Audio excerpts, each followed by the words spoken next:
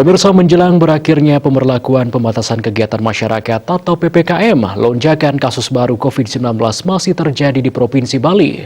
Meski demikian, laju pertambahan pasien baru kali ini menurun drastis dari hari kemarin. Di pihak lain, tambahan pasien meninggal akibat COVID-19 hari ini meningkat tajam, yakni sebanyak 12 orang.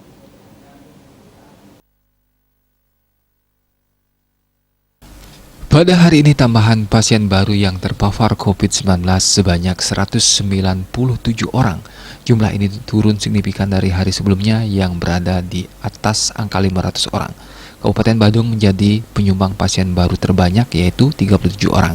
Sementara Denpasar dan Gianyar sama-sama melaporkan 34 pasien baru.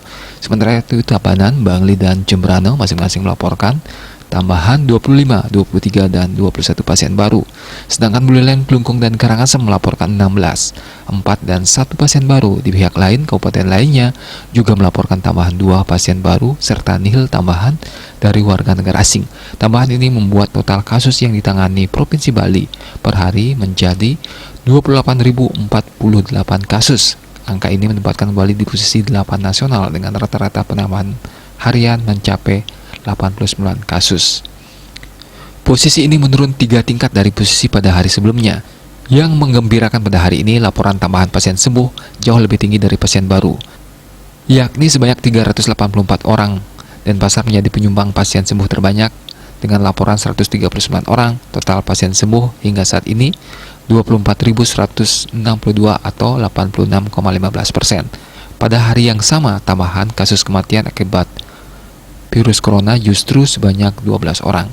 Bandung mendominasi dengan melaporkan 7 orang, disusul Tabanan dan Denpasar, masing-masing 2 orang, serta Gianyar melaporkan 1 orang pasien.